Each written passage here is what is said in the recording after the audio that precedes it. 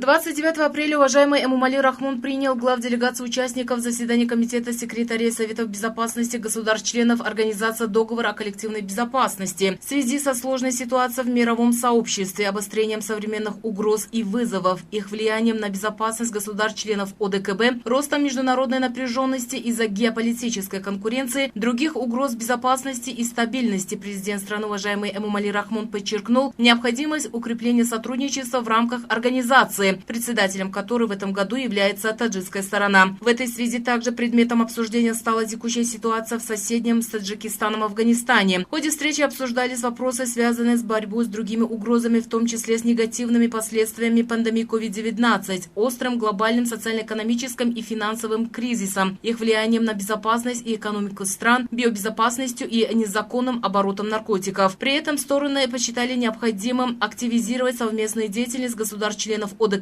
координированные операции спецслужб, в том числе в борьбе против киберпреступности.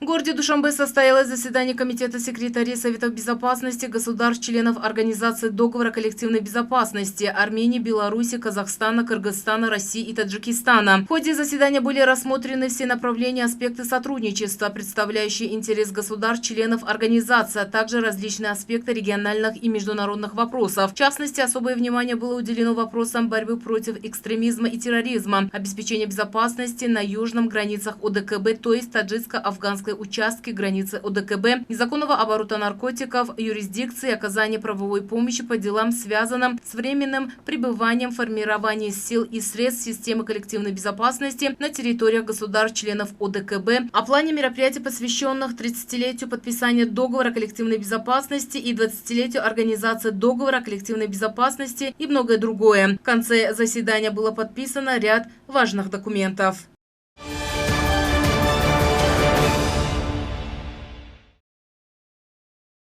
Благодаря государственной независимости страны и при непосредственной поддержке правительства Республики Таджикистан совместно с патриотично настроенными предпринимателями в столице активным ходом продолжаются созидательные работы по благоустройству и сооружению ряда современных объектов различного назначения. В данном контексте в столичном районе Шох-Мансур была сдана в эксплуатацию общество с ограниченной ответственностью Мурги-Пукиза. Производственное предприятие оснащено современными технологическими линиями и создана с целью повышения уровня и качества услуг в сфере производства качественного диетического куриного мяса. Предприятие имеет 4 холодильных помещения вместимостью до 30 тонн мясной продукции. В рамках развития промышленного сектора по улице Садриддина Айни 33 и 34 была соорудирована и сдана в эксплуатацию жилой комплекс, содержащий вспомогательные объекты обслуживания. На первом и втором этажах жилого комплекса размещены торговые центры и многое другое. Подобная инициатива на территории города была открыта со стороны строительной компании «Общество с ограниченной ответственностью Авиценна». Объект состоит из 3 блоков современной архитектуры. На объекте также размещены центры обслуживания и подземная парковка.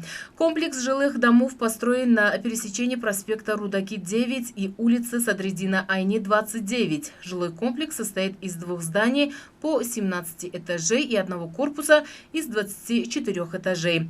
В развитие градостроительства страны также активно вносит свой вклад и общество с ограниченной ответственностью Сухайб 2011.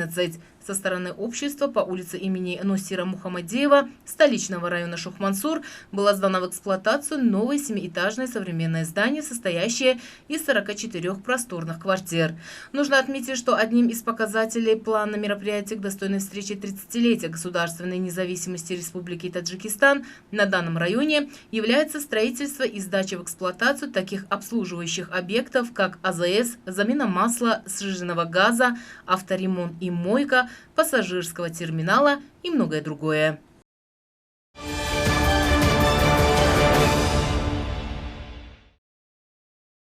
В рамках плана мероприятий исполнительного органа государственной власти города Куляб Хатлонской области к достойной встрече юбилейных дат наравне с другими социально важными секторами также особо уделяется внимание развитию образовательного процесса. В данном контексте в селении Овтоублико сельского джамуата Зираки продолжается сооружение нового общеобразовательного здания для 480 ученических мест. Здание образовательного учреждения в рамках проектирования строится со стороны главного филиала строительных сооружений Хатлонской области. Порядчиком вступило общество с ограниченной ответственностью «Полгон». На сегодня в здании идут строительно-монтажные работы по проведению линий водоснабжения и электропередач. Здание будет состоять из 20 просторных класса комнат, где в них будут созданы все необходимые условия обучения.